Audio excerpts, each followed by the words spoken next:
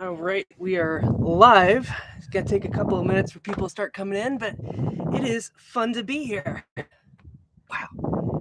So I'm just gonna say what I've done so far is I just took the boat out here into this is part of the St. Johns River, and I'm just waiting for the sun to go down. I'm gonna spend the night here, and it's gonna be a lot of fun. This is my first time ever like keeping the boat on the water overnight. So I have like an anchor light that I set up and everything else. So we should be good to go. So this is like a Q&A session. If you want to come, just hang out, ask questions. We can talk about whatever. The engines are doing just great. Yeah, I fixed an electrical problem. One of the main switches on the battery, the starboard battery, went bad just because it's 40 years old. But I just replaced that with a brand new part, and I replaced the other one too just to balance it out. And we're good to go. Like the electricity is just fine. It used to kind of flicker in and out sometimes. Hello, Trip on Two Wheels. What does that mean? Is that like a bicycle, motorcycle? What's? Tell me more about you. That's a cool name. How you doing? But yeah, the engines are doing just fine. If you remember, a couple times my engines would cut out at low RPM. The starboard one specifically, but no, they're just fine now. Weather is absolutely gorgeous. I could not ask for a better day to do this, which is why I'm doing it right now. So it's not windy at all. It's like 70 degrees. I don't think it's going to rain at all, but if it does, that's fine. Just adds more to a motorcycle channel. That's pretty cool. I'm going to have to subscribe to your channel sometime. All right, Trip on Two Wheels. Everyone go give him a follow too, I guess. But this is a lot of fun. I hope you can hear me better because last time we did a live stream, I was moving the boat as we were streaming, and that did not work very well. The wind noise was just horrible. But this is, I hope you can hear me a lot better. So, all right. There aren't even that many boats out today, even though it is so gorgeous. There's one or two little fishing boats that are coming through. You might be able to see that one in the background right there. But yeah, we've probably got about 30 minutes to sunset, and I can bring out some lights if we need to, if we want to keep talking. But yeah, honestly, I'm a little bit nervous about staying the night on the boat because this is the first time I've ever done this. Like, there's a lot of what ifs, but that's kind of how I roll. Hey, bud, glad you're doing this. Need to get back to the videos. I missed them too. Also, thanks for turning me on to Travels with Jordy. Love Peter. Peter is incredible. What he's doing with MV Jordy is just absolutely incredible. And I was watching his channel before I bought my boat, and I've learned so much from him. That carpentry background really helps him do a lot of stuff that I struggle with. I have a little bit of amateur carpentry in my history, but it's not nearly the level of what Jordy, I call him Jordy, what Peter can do on his boat MV Jordy. So every time I watch his videos, I'm just blown away at what could be if I was just a little bit better. Because yeah, he's definitely a step up from me with his carpentry skills.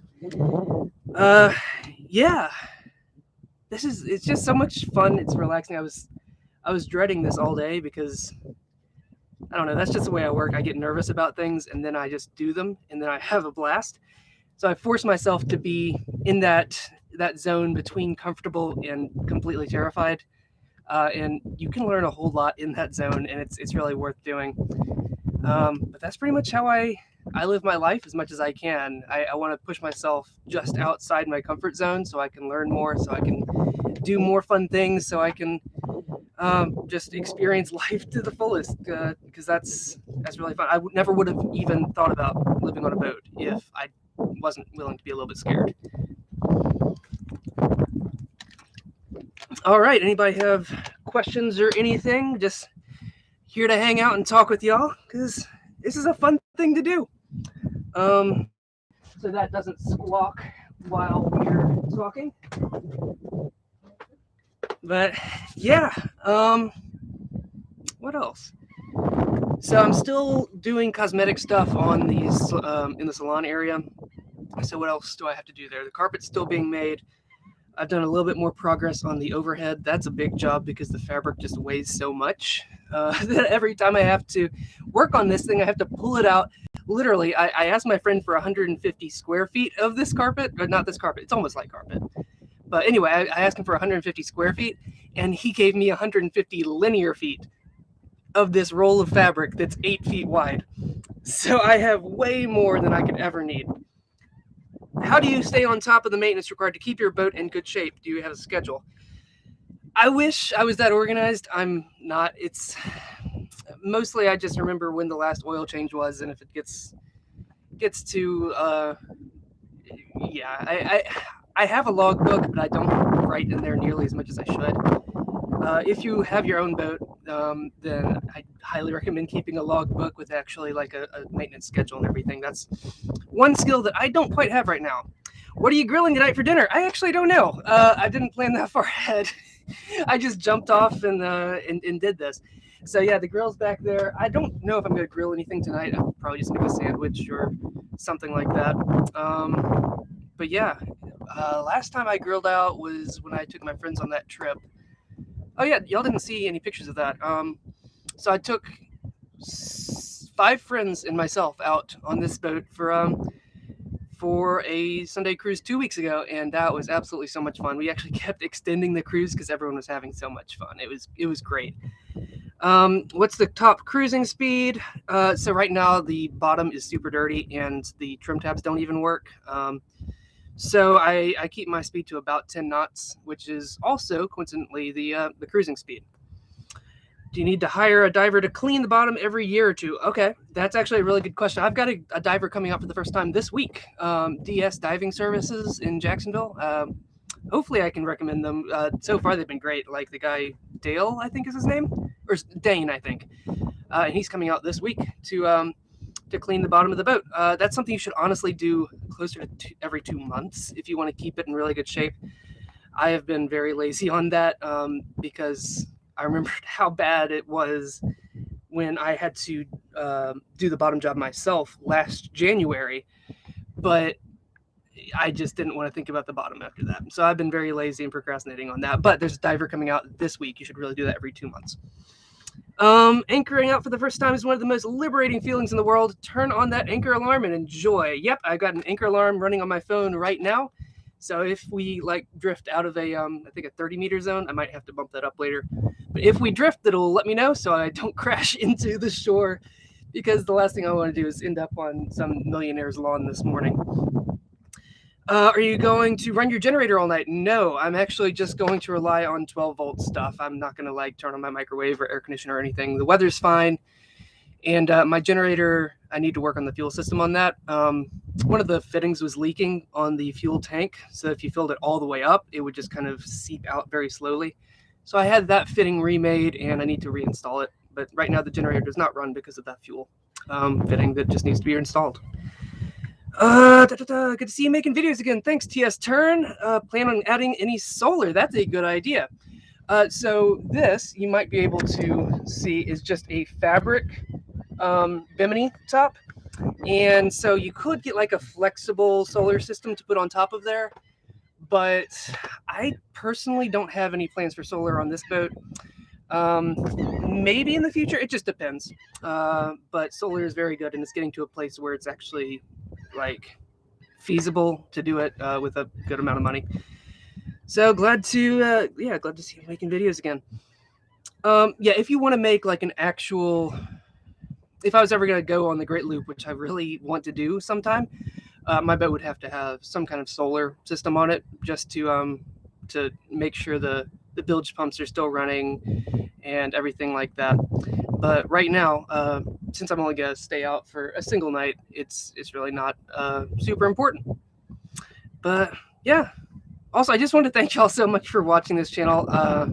Honestly, this is one of the most fun things I've ever done. Not just the boat, but being able to share it on YouTube and have people actually watch it. I've been making videos since I was like 13, 14 years old. I mean, if you dig around on YouTube, you'll be able to find some of my very earliest videos, and they are they're pretty embarrassing. but to be able to do this in a way that people actually want to watch is really meaningful, and being able to share that, from the bottom of my heart, really does, like, it makes my life a whole lot better, just being able to share this with people that just want to watch it. Like minds, we need to stick together. Streaming at Anchor is a fun idea. It's great to see that you have connectivity, even though low video quality needed. It's fun. Is the video quality that bad? I'm sorry if it is. So I'm running that 4G wireless hotspot, and it has its own built-in battery. I have a video about that. You can dig through my channel if you want to see how that works. But it's just a little box. It's about that size, and it has a battery built in, and it picks up 4G signals and it turns them into a Wi-Fi signal. So I've got my laptop set up here. We can do the trippy effect there, but it's just running to a webcam right there. And I'm reading your questions and comments on my laptop. So that's why I'm looking like up and down. There's a screen down here. This is so much fun. I'm going to check my my battery. Oh, my battery. Okay, we are not drifting very far at all. Like, it's super calm right now. Video quality is just fine, just a little wind noise once in a while. Yeah, I mean, sorry about the wind noise, but I keep on laughing about how unwatchable it was last time. So hopefully it's better than that. Should think about descaling raw water system once a year or so. That is very true. I need to descale my my air conditioner water system right now. I'm going to start just with a plumbing snake, and then I'm going to get the chemicals after it, because I'm getting water flow through the back air conditioning system, but the front air conditioning system isn't getting any water flow, so I need to do that. Thank you. Yeah. What was I even talking about? Oh, I was talking about how calm it is. We are not drifting very much at all. Maybe, like, honestly, yeah, you can see kind of where it's been.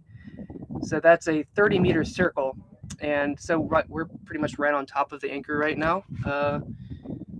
But yeah, I think the wind is not very strong at all, and the current is basically zero right now. So I don't know what it's going to be like for the rest of the rest of the night, but we'll find out. All right.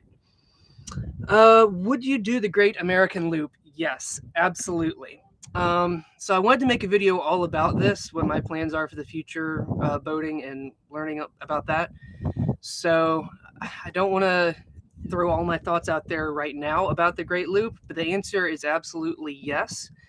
And it's going to take a lot of planning, and it's probably going to be a very big jump, because I have a full-time job, and it's just a normal Monday through Friday deal. I can't work from home, unfortunately, with this job. I've tried, and my boss just keeps on dragging me back into the office. So major life decisions would have to be made if I wanted to do the Great Loop, but it's absolutely on my list to do soon. We'll leave it at that. Just curious, when you fuel up at the dock pump, is that ethanol-free gasoline? I assume that those engines went ethanol-free. Yes, it is. I actually don't go to the marina pump as much as I can, because they're very expensive, especially right now. So I just take 6 5-gallon gas cans to a local gas station that has ethanol-free fuel. So I fill those up, and it gives me something to do. It takes a long time, and it takes some muscle to haul them down the dock. But yeah, so I've just been filling up with gas cans. But yes, it's ethanol-free fuel. Hello from Missouri. Thank you, Will Mason. Awesome. Todd Green, how much are you paying for gas now? I don't pay attention to gas prices because there's nothing I can personally do about them except just get angry. So I just don't pay attention to it. But from what I've seen, it's about $4.09 for regular fuel here. It's about, like I haven't even paying attention, so I would assume it's like $4.75 or $5 for ethanol-free marine fuel. Even more if you got it at the marina. Doug says, brilliant. Thank you, Doug. So, yeah, with fuel the way it is, I really have to be more careful with where I go. Like, I don't just open up the engines. I instead stick to cruising speed.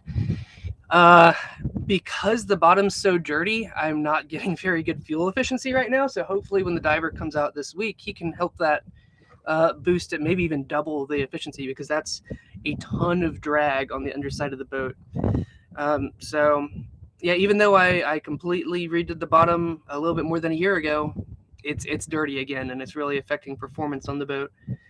So hopefully that will help me with my fuel economy, and I'll get the diver out once every 2 months or so after that, so it'll stay clean for as long as I have the boat. I've got one friend who actually does his own diving underneath his boat.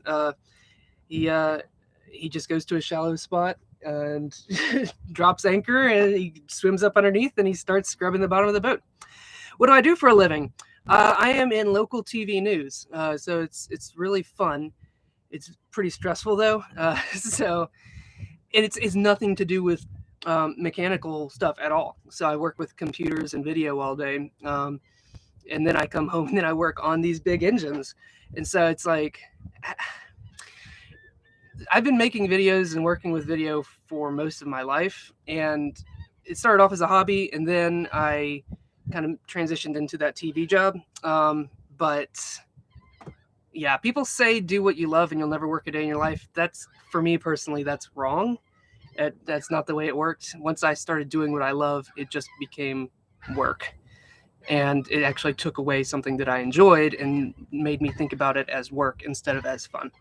But that's also why I make these videos, so I can use those that skill in video editing and production to do something for me instead of do something for my job.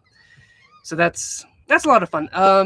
There's a lot I could talk about when we talk about TV news and what my job is like with that, but I want to keep that as separate as I can from this channel. Yeah.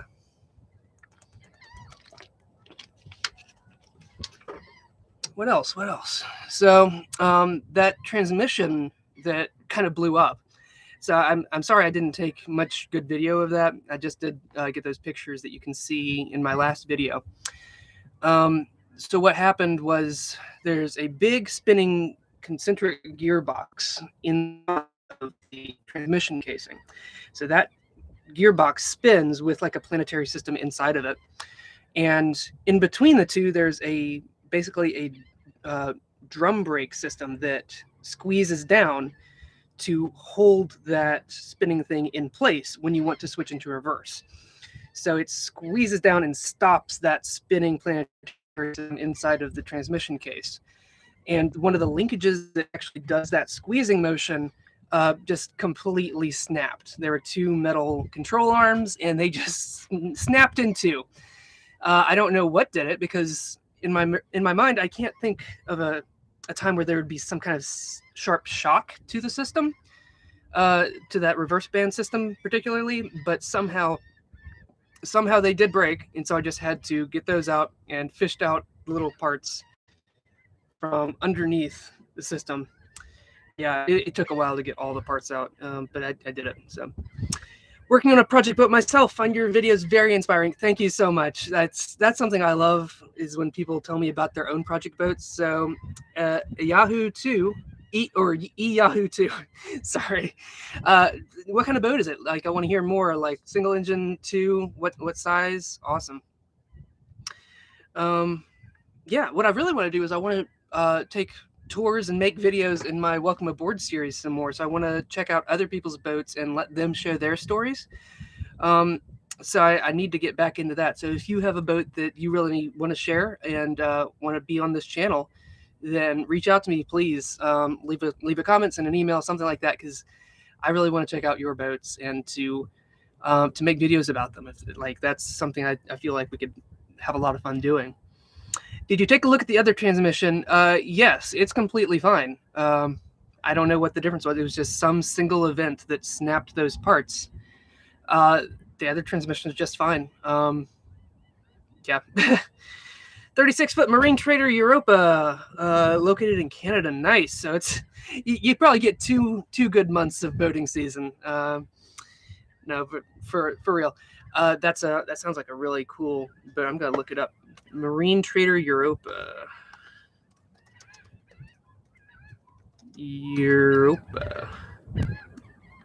Let's see what this boat looks like.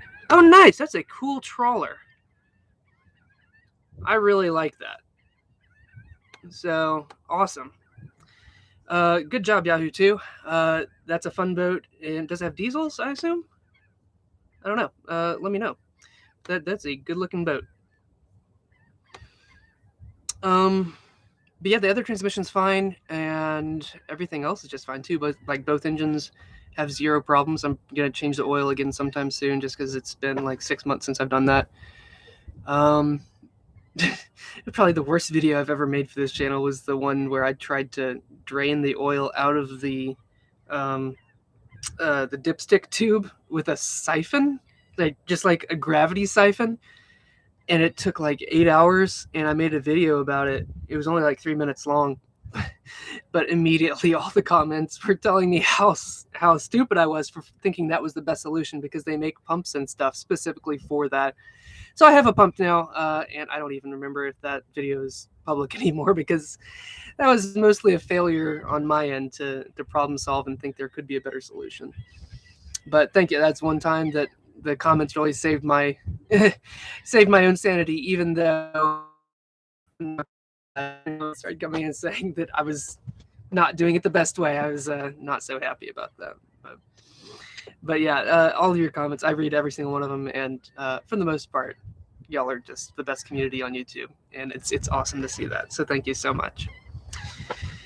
The sun is about to go down, but I do have some battery lights I could bring out here. So if you give me like 20 seconds, I'll bring some battery lights out.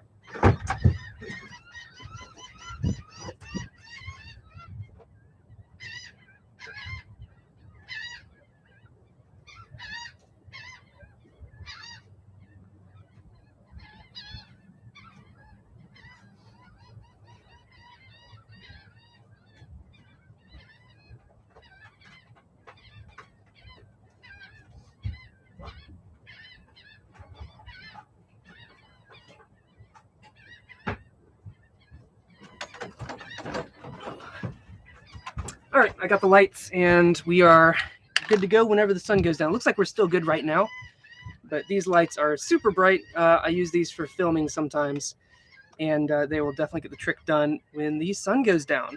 So we can keep talking as long as I have battery on my computer. All right, really nice work on the engine repair videos. I enjoyed those. Thank you, Doug. I really enjoyed those too. That's the biggest mechanical job that I've ever taken on. But it was totally worth it, and I saved a ton of money. If I had to tally up how much money I've saved on repairs by doing it myself, we're talking thousands of dollars. Probably $8,000 to $7,000 or $8,000 is just by learning how to do that kind of stuff myself and buying the parts and sourcing everything instead of hiring a mechanic. The one time that I had to hire a mechanic was when I did that flywheel project at the very early part. That was one of the first videos I posted about this boat. And I just needed a mechanic here because we had to lift up the entire engine and pull it away from the transmission so that we could get in between the two to replace the flywheel. And when you start working about pulling engines, that's where I felt like I needed at least a second set of hands on board to help me with that, because we had to build like an A-frame system with a come along to lift it up and out. But it how come it doesn't have a donate? Because I've not set that up. But thank you so much for being willing to donate. Honestly, save your money and put it toward a boat fund or something right now. We might cross that bridge later on.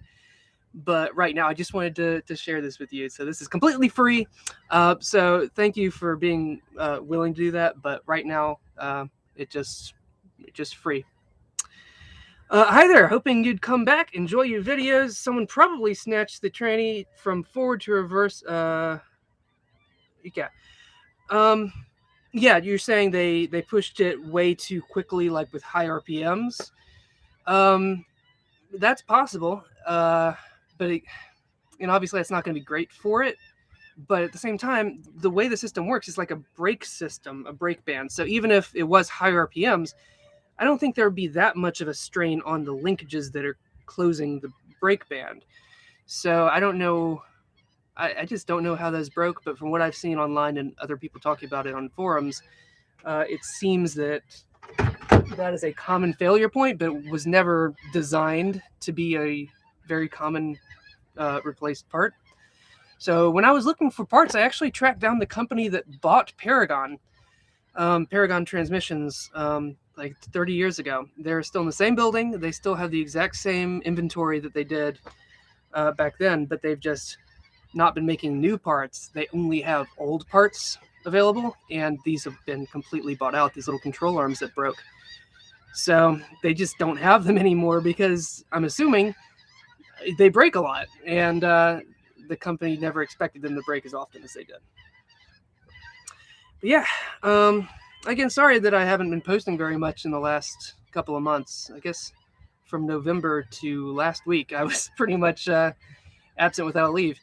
But I really do want to make more videos moving forward. Here's an idea I've had. I want to make like a series on how to buy a boat. I've made some videos about how I bought this boat, but I want to make it like a general thing for everyone, like sharing that knowledge, how to pick out the right kind of model for you, how to deal with the money. Like, that's one thing that I haven't been very open about with this boat because I want to keep those details private. But I think very soon we could have a situation that I could share the money details for a boat project and how to do that.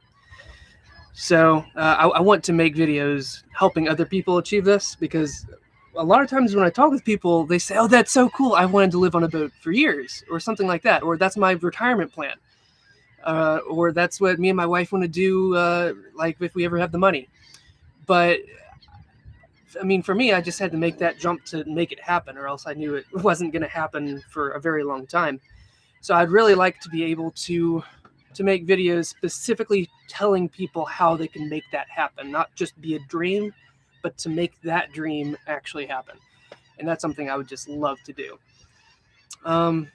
So hopefully, since I'm running out of projects to do on this boat, I can make videos in a more like a scripted format that could help make that dream a reality for more people. So I've got so many water bottles just scattered everywhere. I don't know what's up with that. But it looks like the lighting's still good, even though it's getting dark. This camera must be pretty good at picking up low light. This furniture I got pretty recently. I got these in November for when my parents and my grandparents came in town. So these are not marine at all. These are just normal outdoor furniture that I got at just a warehouse. But they've been really, really nice. Before these, I just had some folding chairs out here, but they would always break. Like the UV light would make the fabric brittle, and so it was always like Russian roulette whenever I would sit down on one of these folding chairs that had been out in the sun for a year or so, whether I was just gonna fall through and land on my butt on the floor, which happened a couple times. But it's having nice actually outdoor furniture is super awesome, and having a boat this size, you actually get to use full-size furniture and stuff. You don't have to stick with stuff specifically made for boats, which is nice. And the carpet I'm getting is not specifically for boats either. How's the new marina compared to the old one, and how much more time do you need to get to work? So the last marina was literally a 3-minute drive from work, which sucked. It didn't suck. It sucks now that I have to drive more like 25 minutes. But it's fine. The new marina is really, really nice. There's really awesome, expensive boats there, but no one's ever there. So it seems like more of a storage place than more of a community that we had at the old dock. I really miss that place. Docking to starboard is the most common. In this type of abuse seems minor, but it's in the repeated use that it occurs. Okay, yeah, that would make sense. Port side probably hasn't cycled as much. That I'm going with that here. That really does seem like a good explanation. Yeah, but it's fixed now, and it's got no issues. It's just fine. These big engines are so cool. I've been going to a lot of car shows recently because I got a really cool car. But the last time I tried to make car videos on this channel, I had a lot of backlash. So I haven't wanted to like post about it. But when I take my car to car shows, it gets more attention than like Ferraris and Lamborghinis. So let me know if that's something you'd be interested in hearing about, this car that I got. But like I said, it's just I know that when I've posted car videos in the past, people haven't been super stoked about that. But yeah, I was saying I've been to a lot of car shows recently, and to see like big block Chevys in like beautiful, completely restored condition inside some of these show cars, like it's just incredible. Because I'm so used to working on these Marine 454s that I know like what each of the individual parts do, and I could take it apart and put it back together. But just to see how some people really make these engines into a piece of art as much as a mechanical thing, that's so cool. Because these engines are very, very cool, and they're just like remnants of a bygone era. They don't make stuff like that anymore. So it's cool to see like chromed air intakes and stuff like that, and just super clean engine bays all painted. It's awesome. Maybe someday I'll paint my engine bay. Right now it's just raw fiberglass, which is honestly annoying because if you're crawling around, you'll get tiny little slivers of fiberglass inside of your arms and stuff as you're crawling around. But that's a big job. I need to clean everything completely and then paint it, and that's a huge job that should be done. Like it's going to be, it would help out in a lot of ways, but I don't want to do that job. I've painted the underside of the boat. I don't want to paint the inside of it. Like there's a lot of projects that it would make more sense to pull everything out and start from scratch if I'm going to do a project like that. Another project I've wanted to do for a while is completely rewiring the electrical system. But again, it would make more sense just to rip everything out at once if you're going to do that. And I don't want to do that. I live on this boat and it's in perfect working condition right now. I just want to keep it like that, even though it could be better in a lot of ways. I just want to enjoy it as it is and not get sucked into the cycle of just constant work on it. I like to enjoy it and do stuff like this. Let's check the app again, see how much we've drifted. Not very much at all. Yeah, it's just completely calm. So I might let out more anchor chain later on just to make sure I have enough weight keeping me in place. But we'll see. The St. Johns River is tidal, so eventually, probably in the next 4 or 5 hours, we're going to flip around. Like we are facing downtown that way, but we'll probably be facing the completely opposite direction. So as long as the anchor holds, we should be fine. This is a really nice anchor. It's a Delta anchor from Lumor, I think. It's not like a stainless steel one, but it's fine. It's got lead in it, so it'll probably hold, especially in this like muddy ground. It's gonna be just fine. But I just need to let out more anchor to make sure. They're cool because they're completely mechanical, yes, and I can't imagine trying to work on a boat with like a computerized engine system.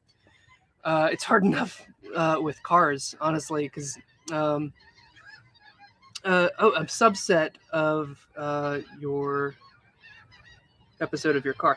Okay, I gotcha. That makes sense. I could. We'll see, because I really want to show it off. Maybe if there's a way I could just show it for a minute or two in a longer boat video, that could be fun. But like I said, last time I posted car videos, I actually lost subscribers as I was posting what I thought were really cool videos about my Subaru, but people were actively unsubscribing as I was posting these videos. I'm like, yeah, you know what? Just stick with the boat stuff. Cappy Cross, wondered what happened to you. Great to see you again. Good to see you again, Cappy. Yeah. Just life got in the way of these videos. It's a lot of work, honestly. I have a general rule of thumb that for 1 minute of really good presentable video, it takes 1 hour of editing at the computer to make that happen. That's not counting the project itself or the planning or the scripting or the recording or anything else that I do for like intros, outros, or narration. That's just in the editing. Is 1 minute of finished product equals 1 hour of work behind the computer. So it takes dedication to make that happen a lot of times. And I've tried to, in the past, I've tried experimenting with how to make videos less complicated to edit, but the way my brain works, I just see how good it could be, and I have to put in the extra effort to make it better. I can't stick with a half-edited video. I'm going to get more light here because they're starting to lose focus.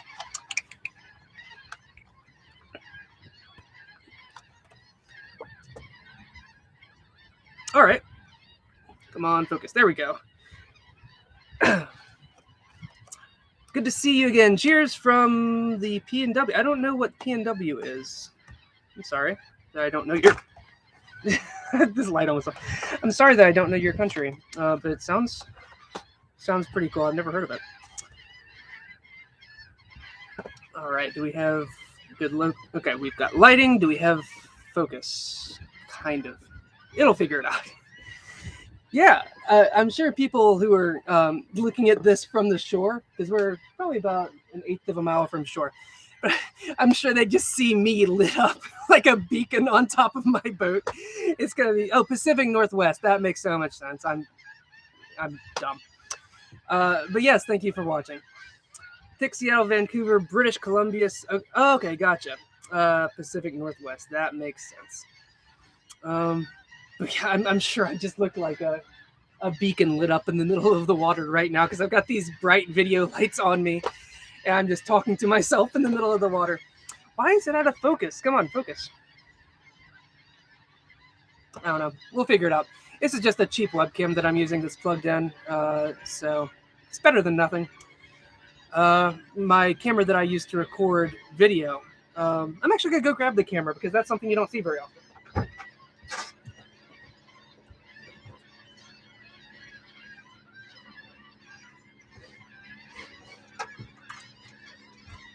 So this is the camera that I usually use to record videos. It's a Panasonic Lumix G7.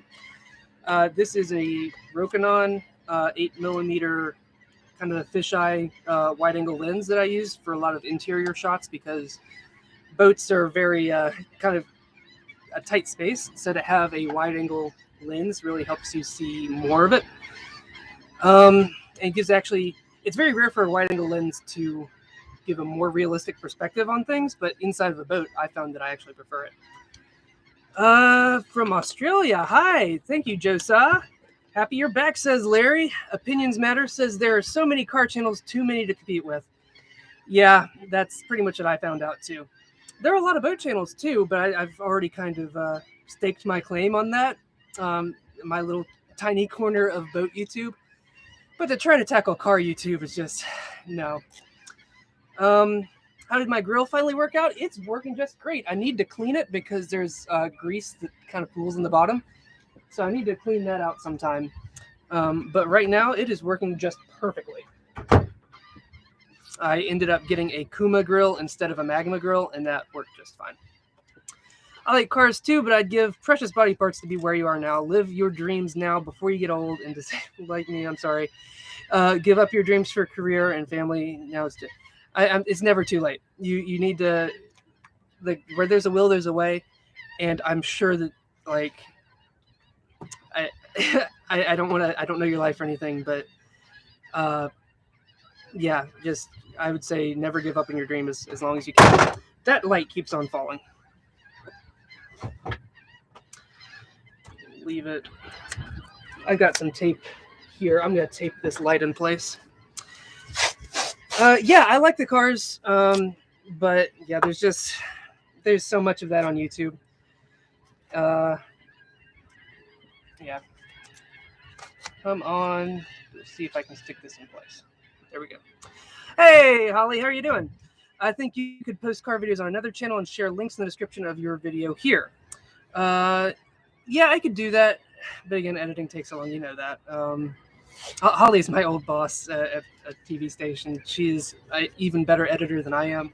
I learned a whole lot from her. Thank you so much, Holly, for sharing your knowledge. And like I said, I've learned a whole lot from you over the years, and I continue to learn a lot from you. Like, I'll call you up for advice and everything else. So thank you so much for watching, Holly. But yeah, if I did start up a second channel, it would have even fewer people interested in it, because that's just the way it works. Like, yeah, not that that's the only reason to make a YouTube channel is for people to watch it, but I already have to split my time between work editing and fun editing. So, yeah. Are you on a liveaboard slip? That's a touchy question. Technically, no, because you get what you can get in Jacksonville right now. There are far fewer slips than there are boats, and so you have to just get what you can get. So, technically, no, but I make it work out. Nice to see you out on the boat. How was the ride out to where you are? It was very, very calm. There was one little hiccup where there's a train bridge, a drawbridge for train tracks, that I just barely hit that right as the train was coming across. And then the train stopped on the bridge as I'm in the middle of the water trying to like stay in one place. It was literally like 30 minutes of just idling in the middle of the water. Yo, Subaru just bought a 2019 Crosstrek. Yes, I have a Subaru. I've got a 20-year-old crappy Subaru that I bought for just $1,100. But you can check out those videos where I put a lift kit on it and everything else. Right now, yeah, I took it off road to an off road park up in Tennessee, and I completely destroyed it for the most part. I thrashed the suspension, but I was able to keep up with all the Jeeps and everything else. And so it's being mostly rebuilt right now, but still, like for what I have in this car, it's totally worth it to rebuild it for just a fun off-road car. How long are you staying out on the hook anchor? Just tonight. So I'm going to go back to work tomorrow. I work in the afternoons and evenings, so I can get back to the marina at like 10 a.m. and still have time to get to work. Yeah, that's the plan. Obviously, I need to leave myself a little bit of extra time in case of emergencies, but I think if I start heading back around 10 in the morning, I can get back plenty of time. YouTube success is either luck, consistency, or sticking with it for years. Most people never catch up the first. Others give up after realizing the amount of work in the next two. That is very true. The internet is a very, very finicky place, and nothing's ever guaranteed. So you'll be lucky one day, and then like everything will fall apart, and you just have to ride it high when you can, and just follow the signs when things start to wrap up or change directions. But yeah, I'm very, very lucky to be able to do this, and y'all are a huge part of that, obviously, because y'all are always here and making great comments and watching the videos, and that just means a lot. Do you have a dinghy? I do not. I used to have a dinghy. There's an old video. You can go back and watch that from like early 2020. I bought a dinghy that had a very small leak, in like the seam was leaking around the end cone behind the at the very back of the dinghy. It was inflatable, obviously. So it was leaking out of the seam, and so I got like the stuff that you mix together and then you pour into the tube, and then you like roll it around to hopefully cover all the seams. But that just made it worse somehow. And you can watch that video and see it. But yeah, that video really, that project was a failure. That dinghy was never, yeah, I ended up just throwing it away. I did sell the engine for $100 though, so I only lost $500 on that dinghy project. That's man, that was a mistake on so many ways. If I could go back and redo it, I'd probably buy a brand new dinghy, because they're only like, I say only, like you can get a brand new dinghy for like $1,500, right? I think so. I don't know. Let's look this up real fast, because like if you're gonna get something like that, you kind of need it to be in good condition. Yeah, you can get a good inflatable dinghy for like say $700, $800, up to $1,500 plus an engine. But you don't really need a fast engine. Sorry, man. You brought up the dinghy story. How dare you? No, you can check out that video. It's actually really funny. I edited that one together in the most dramatic way possible about this complete failure of a project. But yeah, I try to have fun when I'm editing videos. Sometimes I use Premiere Pro, and one of the channels I follow is Technology Connections. I think Alec makes some of the best videos on YouTube, like hands down, the way he blends the entertainment with the really deep technical knowledge of stuff. But I follow him on Twitter too, and he gave me the idea to start naming projects just stupid stuff. Just give it the funniest, dorkiest names possible, so that way you, like, when you're editing, you actually you get in the right mood, you laugh, like you remember, yeah, this is fun, I'm making something, and it's going to entertain people more than anything else. So just that's one piece of advice that I've kind of stuck with. So I'll name files something stupid, like I don't even know. How have the engines been running? They've been running really great. Okay. Joseph was my brother, and he lived on the boat for a while with me. And he wants me to tell the bike story. So it's not much of a story. It's just a fact that I was trying to move a bicycle that I had tied up on this second deck of the boat. I was trying to move it onto the dock because I wanted to do something with it. I don't remember. But as I was stepping from the boat to the dock, carrying the bike, it just slipped and it went into the river, and I just watched it go because there's nothing I could do at that point. Like, it's sinking faster than I could swim down to get it. So that's how I lost a bicycle in the St. Johns River. Don't tell anybody. Yeah, thanks, Joseph, for reminding me. Have you considered Tie and Tinder, a small inverter generator that makes it reasonable? Have you considered Tie and Tinder? I don't know exactly what you're trying to say there. Relatively close to marina. Okay, I think you're basically just saying using like a trolling motor on a dinghy. Yeah, that could definitely be good to have. Yeah, an EV dinghy is a good idea. I think the EV boats are going to be a thing very, very soon. I think especially rising gas prices are going to make that happen more quickly. But right now, what a lot of people are doing to make EV boats is not the best, I think. They're like taking Tesla engines or some other electric vehicle motor, and they're dropping that system into a boat. I'm not an engineer. I tried to be an engineer, but I feel like I think like an engineer sometimes, and I don't think that those motors are going to be at their peak performance in a boat right now. So we need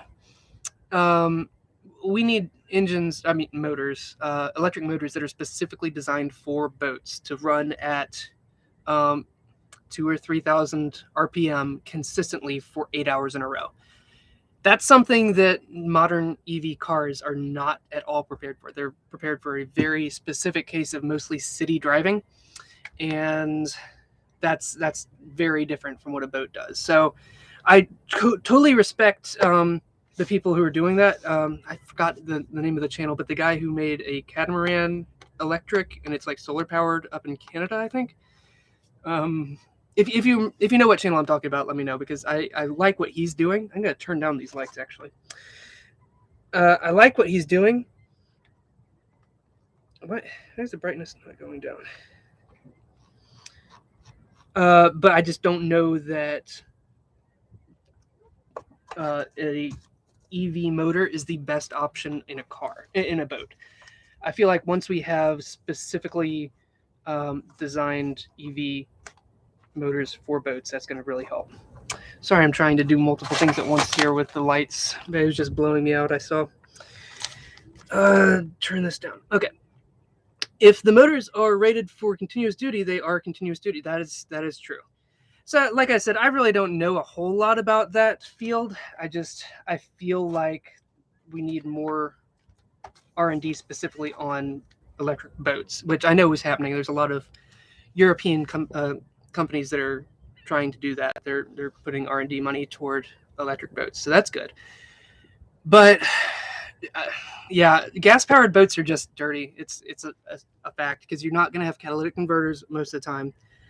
You're going to have very little incentive to be efficient, especially on these older boats that were made when gas was like 20 cents a gallon. I'm just dumping fuel into these engines, which can be totally worth it, but you just have to think about it from a practical point of view. EV motors do not share the same physical constraints as an internal combustion, where RPMs determine fuel economy and peak torque, where an EV motor makes the same torque regardless of RPM. Okay, yeah. Thank you so much for enlightening me on that. Clearly, I'm not an expert on that. It's just those were my own feelings. I've been wanting to do a lot more research into that to maybe make a video with what I figure out, but that would take like actual in-depth research into that subject, and that's something that I'm not very good at. I was never good at studying in school. And so actual dedicated research is not my strong point. But I'm excited for a time when electric boats are the norm.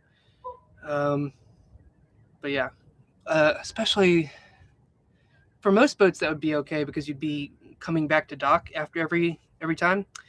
But if you were expecting to like charge from solar panels, I think that could be very difficult. You might be waiting for 3 or 4 days to try to get enough power to get back where you came from if you're relying on solar panels. Come on, focus. Focus. No, nothing. Come on, camera. I just need you to focus. What size generator do you have on board? Do you run solar? I do have a generator. I think it's 6 kV, but right now the fuel system is unhooked because I was replacing a leaky fitting on there. Please focus. I just need some way to focus this camera. It does its own, like there's no manual focus control on it. There we go. Hopefully it stays there for a while. I don't run solar on this boat. I just run on battery power. So yeah, the batteries obviously charge as the engines run. But the house battery doesn't. So that house battery is pretty much a limiting factor for how long I can cruise. Tied to a ball anchor in a group area. The balls are permanently placed and rent for a small fee, cheaper than the marina by far. Yes, that's very true. I'm sorry, I missed this comment earlier. Is it better to buy a boat with bad motors or in a good cabin, or good motors and a rough cabin? I'm trying to live aboard too. That is a very, very good question. I'm sorry I missed that one earlier. I don't know. Well, actually, if I was going to buy another boat, I'd probably go for one with a good cabin layout that I know I could live on. I would talk down the owner as much as I could on the engines. I would say basically this is a floating barge and no one's going to buy it from you. I'll buy it right now for $5,000, something like that. And then I would use the money that I saved on that to buy brand new motors and drop them in. Because that way you're starting with brand new motors and you know exactly like how they've been maintained because you're doing it yourself, or you're keeping up with the maintenance in another way. So the answer to that question, I would go for a better cabin and completely replace the engines, because I love these engines, but they are a pain in my butt sometimes. EV boats are constrained in the same way as EV cars, batteries, exponential weight. It's a bigger boat, you need exponentially more batteries. Hydrogen EV is probably a big boat future. That's pretty true too, because hydrogen can be compressed and take up much less space. That's a good plan. Planning to travel to ICW? Sure, yeah, why not? So one thing I've wanted to do for a while is go to St. Augustine. So that's about 65 miles because you have to go up the St. Johns River, then you have to go across to the Intercoastal, then down. So by car from where I am in Jacksonville to St. Augustine is like 30 minutes. But by boat, it would take literally 6 hours of cruising. It would cost $1,200 or more just in fuel to go there and back. So that's going to be a very thoroughly planned project. But I do want to cruise the ICW as much as possible because it's right there. Like why wouldn't I do that? I could even, like, one thing I could do is I could leave this marina behind and find a good marina on the ICW, because I wouldn't mind commuting like 30 minutes one way or 45, even an hour, like for the right amount of time. I wouldn't have to do that for much longer than like maybe a couple months, but I could cruise to a new marina on the ICW and then just commute to and from work. That could totally work. Yeah, okay, cheers. Thank you, Ingram Rose. Cheers back to you. I actually do. I have some drinks in my. I'm gonna get a drink.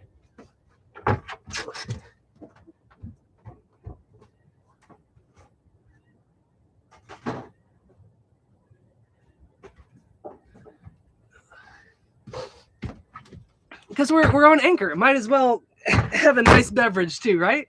So this is White Claw Surge, I think. I'm not such a huge fan of this particular one, but it's fine. Joseph, you're funny. Oh, by the way, Joseph, I did ask for those days off, so I might come visit pretty soon. Depends on if I get those days off. Okay. Cheers, Ingram. Man, it is so much fun to be out here. Like, I think I mentioned it in my last video, but this is one thing that I've wanted to do for a very long time, is to just drop anchor and be on the water.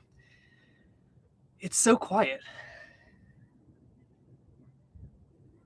I just realized that because I've been talking loudly for an hour now, but it's so quiet.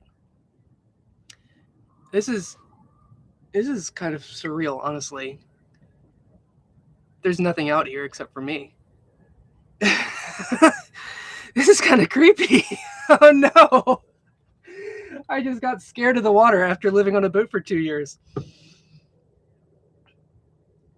Man, like those what ifs start coming back into your head. Like, what if something goes wrong? What if I suddenly spring a leak in one of my through holes and I have to deal with that? Like something.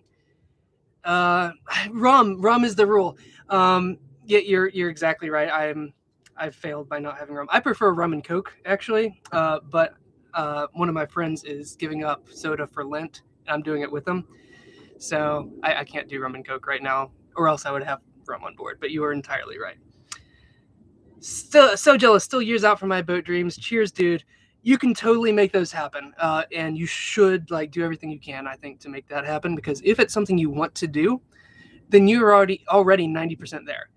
Like, having that desire is so important in the grand scheme of actually making it happen.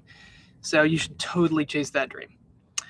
What's in the water behind you? It's huge. Big teeth too. Oh no.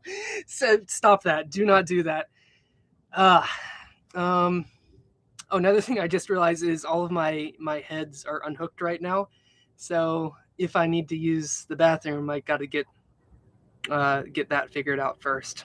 Maybe I didn't think this through all the way. Jim. Oh man, Jim, I hope you're not right, but yeah. For real though, the Jacksonville skyline is back there. You can see that, and it is, man, the water is so dark. It doesn't even look real. It almost reminds me of, this is gonna be a really weird comparison, but it almost reminds me of like a Disney World ride where you're completely blacked out. You can't see anything except for what they want you to see. That's the kind of feeling that I'm getting right now. This is incredible. Wow.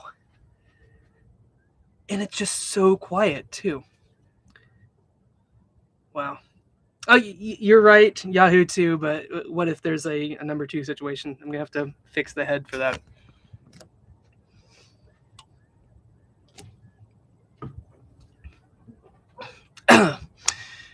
Man, it really is. So right now I'm on the St. Johns River, south of town, about 5 miles south of town, almost down to where NAS Jax, Naval Air Station Jax is, but not close enough to where they would be poking around, because they do not want people getting close to their air base. They just national security or something like that. I don't know. They're picky. Hope you've raised your swimming ladder. Oh man, they're already on board. What kind of anchor light do you need when you're anchored in the area? that is actually a pretty good question. I'll see if I can show you my anchor light solution right now. Oh gosh. So right now I've got these huge lights going everywhere, but this is my anchor light. It is taped in place, and I've just got a battery that I'm going to hook up right now. So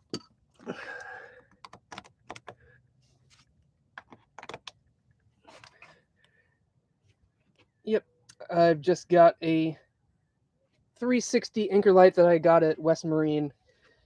I want to install that more permanently very soon, but that's just going to take a little bit of work, and I want to make it look good where it is. So yep. Electric is great for sailboats, but not affordable for a motorboat yet. I think we're going to very soon get to a place where it is. Your boat will easily handle the open water. St. Augustine is a short hop by sea. Don't be so timid. As a teenager, I was routinely went fishing 20 miles offshore in a 12-foot boat. Wow. Yeah, you are braver than I. 12-foot boat, 20 miles offshore. That's scary. But I'm sure it's fun too. Yeah. I don't know if I want to go open ocean just because that opens up a lot of things. I would have to have an EPIRB, which is an emergency something. I don't know. It's a signal that sends out radar pulses and like tells where you are in case of an emergency. Do you ever snorkel under to see how your bottom job is holding up? No, because it's very dark. This water is even when it's not in the middle of the night, it's very murky water. So you can't really see very much unless you're right up on it. The diver that I'm hiring this week, he's actually going to bring camera equipment and lights and stuff. So he's going to be able to take video of that, and I'll be able to hopefully share that video. I'll make sure that it's okay because he has his own YouTube channel. So I'll link to that too. I have a 46 Chris Craft Constellation. Love the layout. Bought it in a deal in Deal, Maryland. Floated it up to Ohio with a few of my buddies. Took 20 days. Was an awesome trip. Wow, that does sound like an awesome trip. About the time that I bought this boat, one of my parents' friends or acquaintances, I don't know, somehow I heard this story, but they bought a boat in California and they brought it back to Florida. So they went through the Panama Canal. It's a sailboat, so like it took weeks and weeks and weeks. And like they said they had to plan for everything, including what if someone dies? How are you going to deal with that? Like, you have to have a backup plan for every backup plan. But yeah, that's a really incredible trip. I love it. Maryland, shut up. Again, Joseph is my brother, so I get to tell him to shut up. Awesome trip. Yeah, man. Those long trips, I'm assuming it was no, so that was a motorboat. The diver is cheaper than a haul out. He's going to charge like $200 for this cleaning because it's been so long since it's been cleaned. But normally he would charge just like $120, and you'd do that every 2 or 3 months. So honestly, for someone to be like manually scrubbing underwater in full diving suit, I feel like that's a pretty good deal because it'll keep the boat fast and efficient, or more efficient than other times. Because all in the haul out was like $1,500 for like time on the on the hard, the haul out itself, storage, parts, paint, supplies, everything. And I had to hire some people to help me at one point. So yeah, haul outs are not cheap at all, and get a diver to help out as much as possible because that'll extend how long your bottom paint stays good. And that's one of the most important things on a boat, because that's where you contact the water. Like that's where the rubber meets the road on boats. So it's super important to keep the bottom clean, but it's also very easy to just forget and to ignore it, which is what I've been doing ever since that bottom job, because I don't want to think about it because that was a lot of work and I want to just out of sight, out of mind it. But no, you have to think about it, or else you're going to be thinking even more about it later.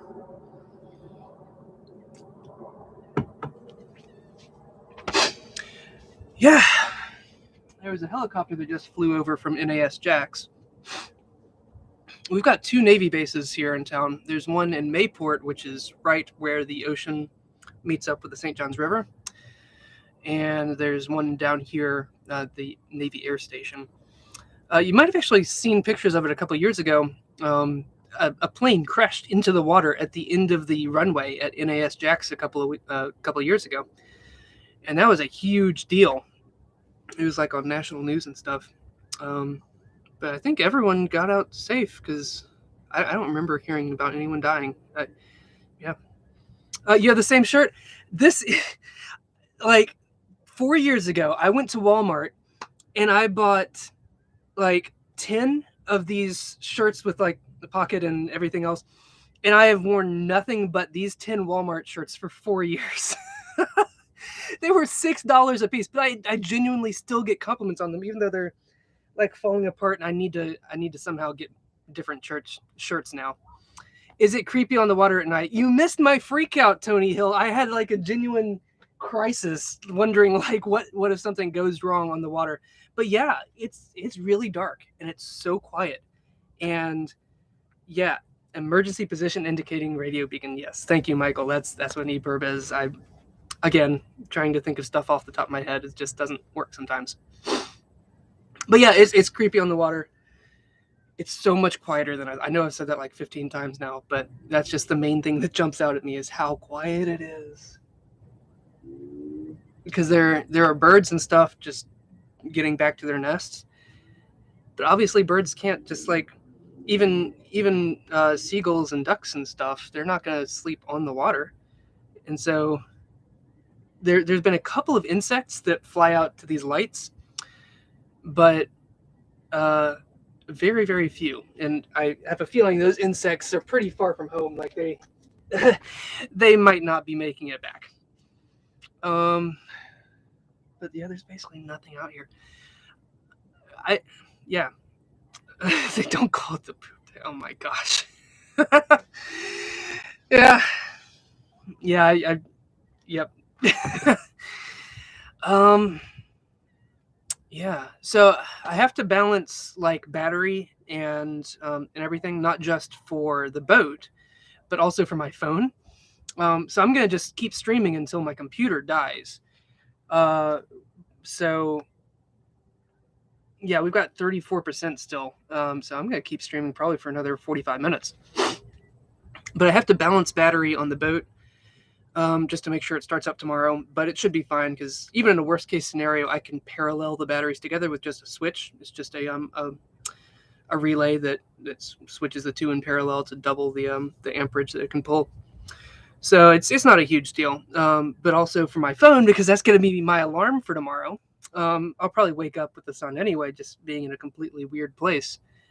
My body's going to be very confused, like what the heck is going on? But I have to make sure that I have enough battery to get me back home, basically, to wake me up.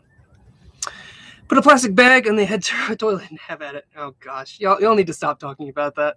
I'm just not gonna worry about it. Keep streaming. We can't wait for summer to hit the water and live the dream. Today you are whetting our appetites. Hopefully that's the only thing that gets wet. Avon skin is the best insect repellent ever. All right, that's good to know. Mosquitoes absolutely love me. They have ever since I was a kid, and so most of the time I just put up with them and scratch at it later. But like I said, the bugs are really there's nothing out here, and the ones that are out here are just curious in the lights more than anything. Yeah, I'm not a big fisherman. Like that's something that people ask me when they hear that I have a boat. Like, oh, we need to go fishing, or like, do you ever go into deep sea fishing in the ocean or something like that? But I've never been much of a big fisherman. I've never been good at it, or I've never had the patience for it. But honestly, right now, if I had a fishing rod and some bait, it'd be something to do. Yeah, because I don't know if I would eat anything that comes out of the St. Johns River. It's not dirty water per se, but it's brown. And I've heard that's mostly just the dye from plants and stuff leaching into the water. Like it's not just mud, but still, I'd prefer not to eat anything that came from this river. Are you close to the Kismet yacht? I actually don't know where it is right now. At my old dock, I would see it every time it came into town.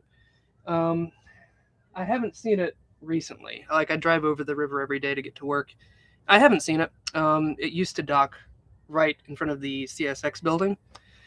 You know what? I did see it. Was it there 2 weeks ago? I don't know. I don't even know if Shad Khan still owns it. Looks yeah, the water does look like coffee. Thank you for sharing. I truly am motivated to live the dream from the UK. Well, thank you, Ingram. Like for me, this has always been the dream, and I feel very lucky to be able to do it and to be able to share it with people who also kind of have that motivation, and that's so cool. Garlic will keep them off. Who is them? Now I'm even more scared. Are there boat vampires out here? Yeah. I mentioned this during the very beginning of the stream, but I'm betting that a lot of people weren't here for that. The electrical system, I had to replace the master switch at the battery for the starboard side because that would just randomly cut out every now and then. And so that's also the battery that most of the house lights run on. And so the battery would just disconnect. And I never knew what the problem was until just like two months ago. But even though I didn't know what the problem was, I had a solution that Joseph, my brother, actually found. There was a spot in the salon that if you jump up and down enough times, then it would just vibrate the entire boat. And I didn't know what the problem was at the time, but it would like reset the contactors in the main power switch. And so we would just jump up and down in the salon every time the battery went off. But eventually I did track down the problem to that switch, and yeah, I replaced that. It was like a $40 switch, and I replaced both of them. So even though the port side was fine, I replaced it too, just so I'd have matching new switches, since I knew that was a failure point. So that was a fun project. It was really fairly simple, but it looks really nice now, and it works perfectly. And these switches are going to work for a very long time.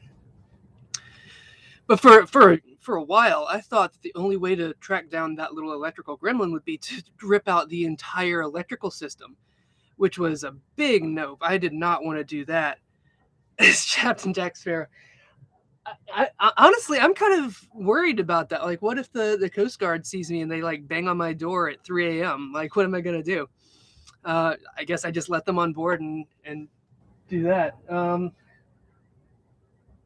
But yeah, hopefully none of y'all are gonna come like rob me. Like, you know where I am. Don't do that, please. Don't do that. I need to rewatch the Pirates of the Caribbean movies. I do it like every year. Honestly, that's probably my favorite movie series ever, is Pirates of the Caribbean. And I even like the fourth and fifth ones that most people don't like. But if I had to pick my favorite movie of all time, it's honestly probably the third Pirates movie.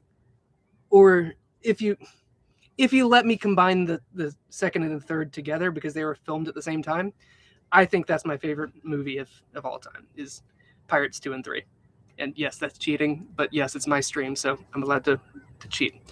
And that wasn't even a question people asked. I asked myself the question, and I cheated on the answer. So, what other good boat movies are there? I watched, they would write you a ticket for having no rum. Exactly. I watched Waterworld with Kevin Costner? Was it Kevin Costner? I don't know. Captain Ron. I've not seen Captain Ron actually, but I hear it. Waterworld is the first hour of Waterworld. I think is so creative and inventive, but the second hour is absolutely just a failure of cinema in a lot of ways.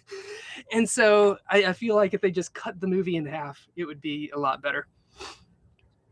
But I need to see Captain Ron. I know that's a classic that I need to see.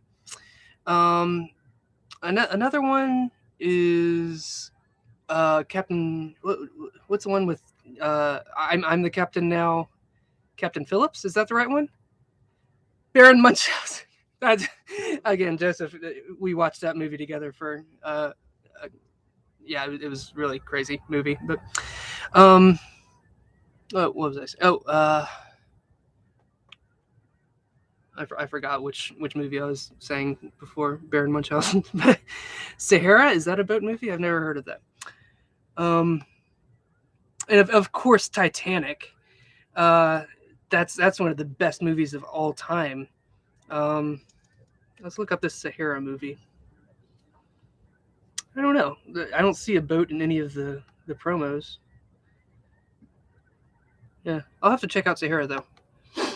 But Titanic is so good, and I honestly even like the Poseidon Adventure movies. Those are just really dumb, like pulpy disaster films where a boat sinks. Maersk, Alabama. Is that another movie? Or are we just naming boats now?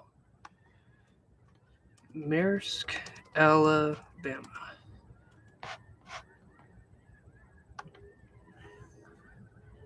Hijacking. Is there a movie about it? Oh yeah, that's the Captain Phillips movie. Yeah, that one was really good. I liked that there was so much time spent on like the engine room of the boat and also the lifeboat. That was really, really good.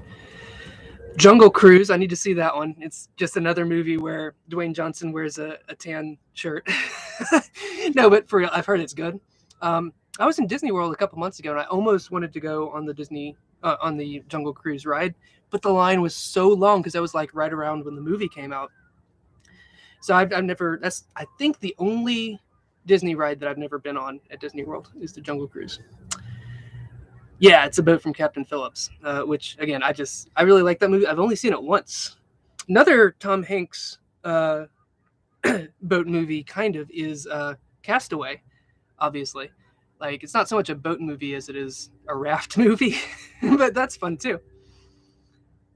Yeah, Captain Phillips with Tom Hanks. I need to rewatch that one. I've only seen it once. Yeah. Someday I'll put together like a super list of the best boat movies of all time. But that would probably take a lot of editing to try to search through the movies and get the right shots and stuff. And that's not really the style of video that I like, that I make. It would just be a Gilligan's Island. I have only seen like 2 episodes of Gilligan's Island when I was like 4 years old. But I remember really enjoying them.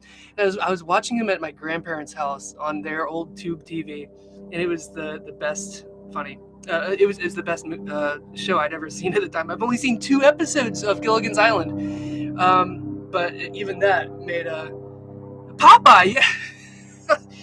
Popeye with Robin Williams is an incredible movie that I still haven't seen the last 15 minutes of. That was a mistake. Life Aquatic is a boat movie. Yes, that's a good movie too. There's so many good boat movies. So people have been texting me and stuff. I don't know. Joseph, you texted me a YouTube link to something. Did you link me to my own live stream? As I was stepping from the You did. to the dock. My brother just sent me a link to my own live stream, which is hilarious. But yeah. Jean Triplehorn was the best part of Waterworld.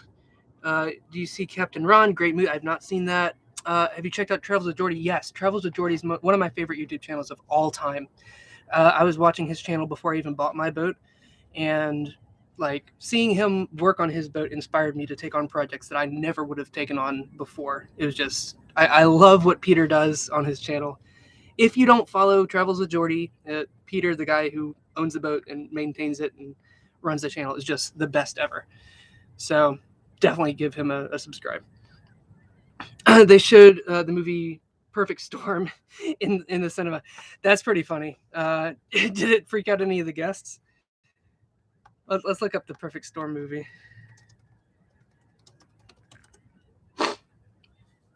Yeah, that's pretty freaky. I don't know why they would play that on a cruise ship, but it's funny. Deep Blue Sea. I've never heard of that one. I'm gonna look that one up too. Deep Blue Sea. Oh yeah, just a shark horror movie. Also Jaws. Why have we not mentioned Jaws yet? There's like 5 Jaws movies. Blue Planet. That's a series, isn't it? I don't know. Jaws. I've only seen Jaws like twice, and I've never seen any of the sequels. But those are, I mean, you can't mention boat movies without mentioning Jaws. In that one shot where they see the shark on the beach, and then it zooms in and then pans out at the same time. Just that's classic. What else? What's going on the boat? So I need to get these cushions up front recovered. Red October, that's a good one. Okay. Keep on sending boat movies. I'll watch all of them eventually. Yeah, Dead Calm with Nicole Kidman is a good old movie. Awesome. What else was there? The first half of the Peter Jackson King Kong movie is kind of a boat movie. Finding Nemo. Don't touch the butt. But yeah, so I'm focusing on like cosmetic stuff on the boat right now, since I've pretty much got the mechanics all figured out, except for the trim tabs. It's like the only thing that doesn't work on the boat right now. So I'm focusing all my time and money on cosmetic stuff. So I need to recover the front cushions on the front deck here. So the two captain's chairs and this kind of L-shaped cushion thing, those need to be completely recovered. And I'm not good at sewing at all. That's one skill with my hands that I wish I was better with. But I'm just not good at sewing. I've tried, and like if I have to do it, then I'm okay at it. But that's something I really want. I need somebody else to cover those for me. So I just need to take the cushions off of the seats and throw them in the back of my Subaru and take them to a place that can recover them and throw money at them. I hate to do that. I hate to just solve problems with money. I much prefer to learn a skill and to do something myself rather than just throw money at a problem and have someone else deal with it.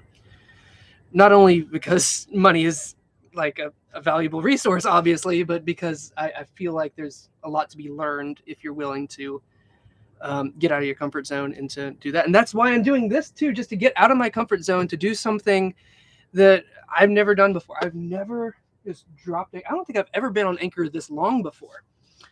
We're in the middle of the St. Johns River right now, and we're just here. There's nobody else out here. It's literally camping on the water. But I have a lot of the same luxuries of my house, except for my generator is unhooked from the fuel system right now, so I can't run the generator, so I can't have like a TV or the oven or air conditioner.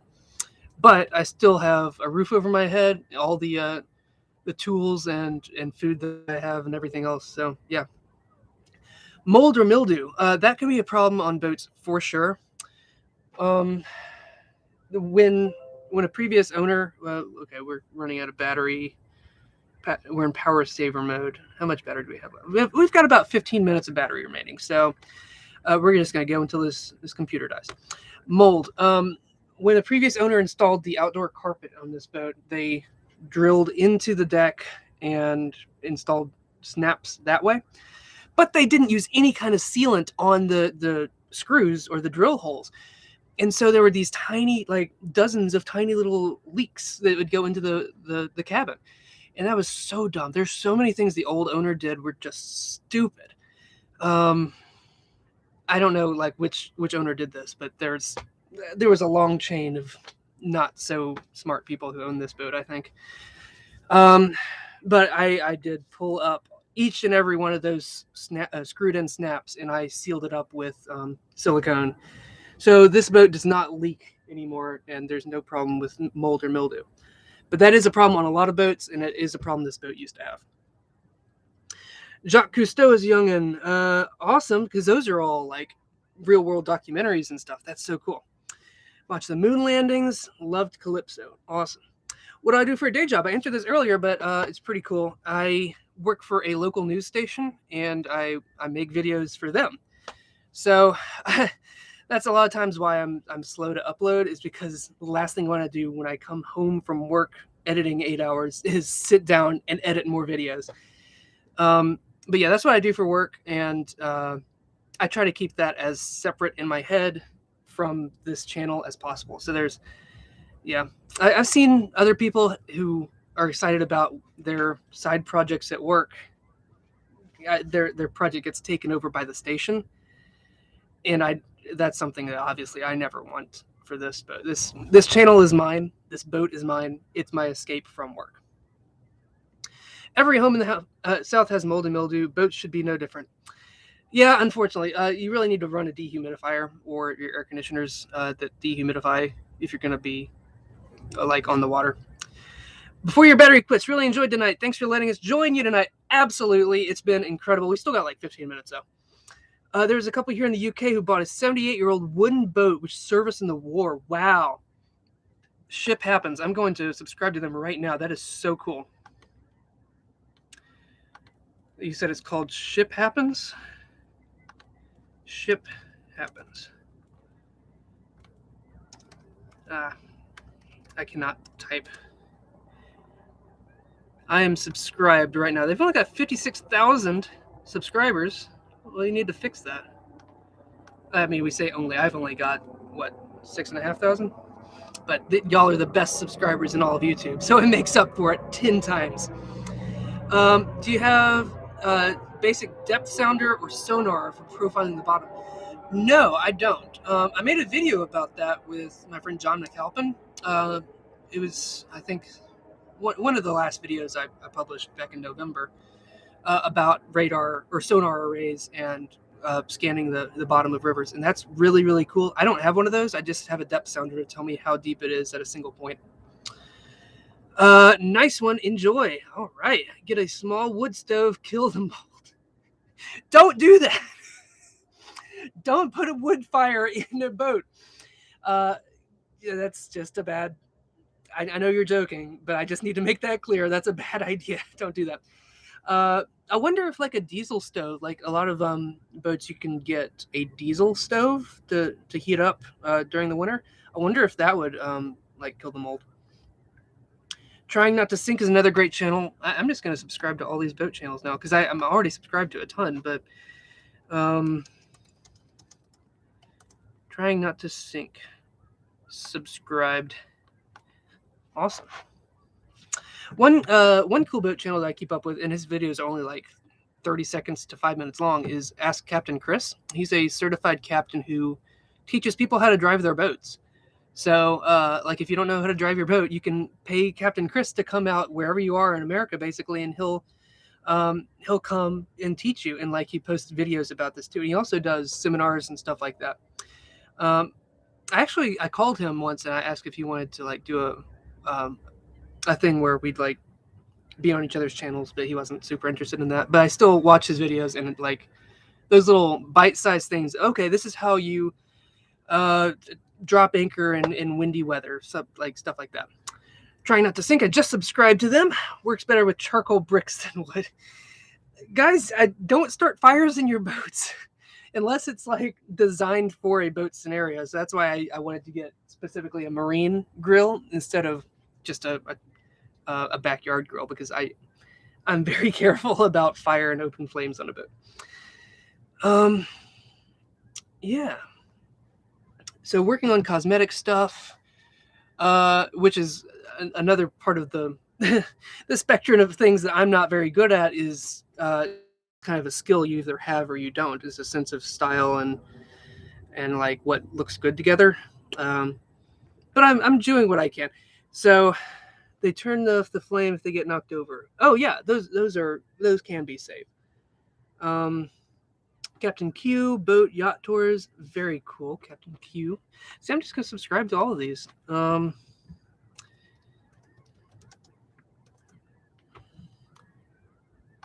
Yeah, nice, awesome. Paint or re-gel coat? Probably not.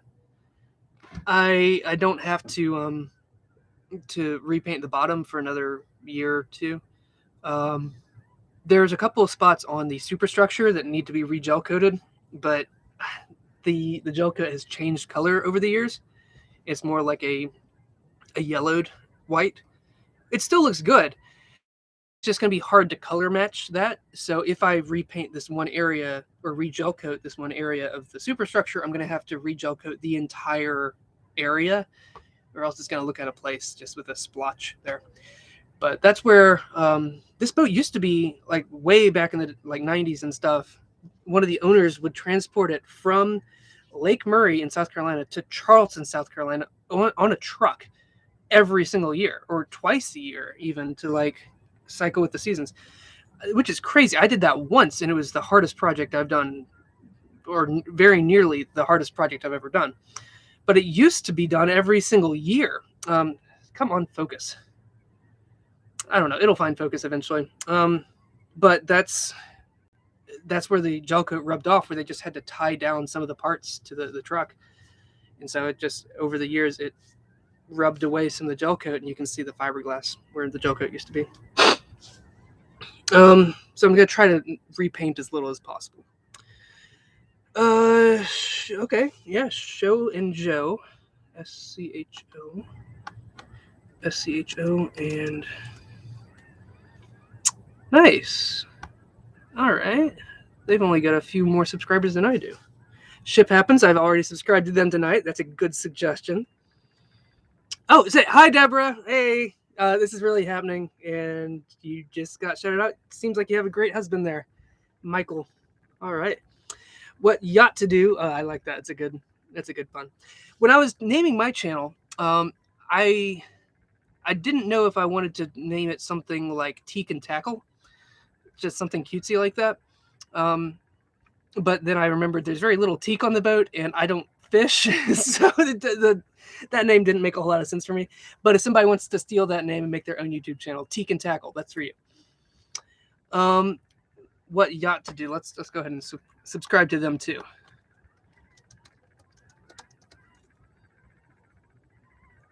I am just subscribing to all the boat YouTube channels today. I was already subscribed to a ton. Yeah. Leaky Tiki is my life. That's from a Jimmy Buffett song. Take me on the Leaky Tiki with you. Thanks, Colin. Made her day. Loved your Crusader rebuild videos. My DIY is electric. My DIY is electric head rebuild. Okay, well, yeah. Elliot. Elliot, that's a bad pun. Is that a channel I should subscribe to? Rudder Chaos. I like that. There's so many good names.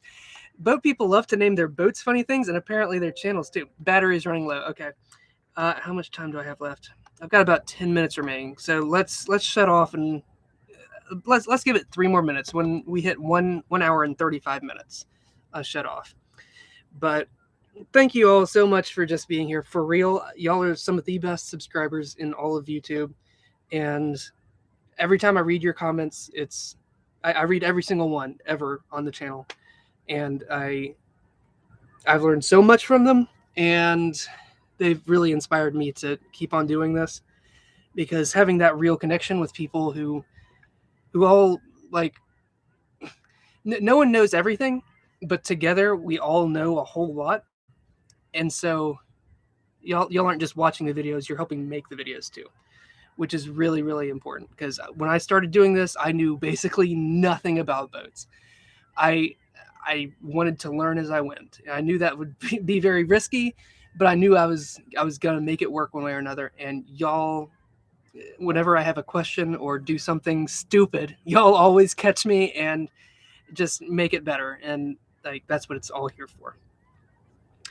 Yeah, great to see you back. Good night. And yeah, that's going to be my sign off too.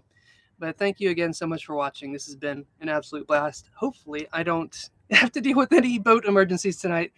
Wish me luck. I'll see you on the next one. Bye.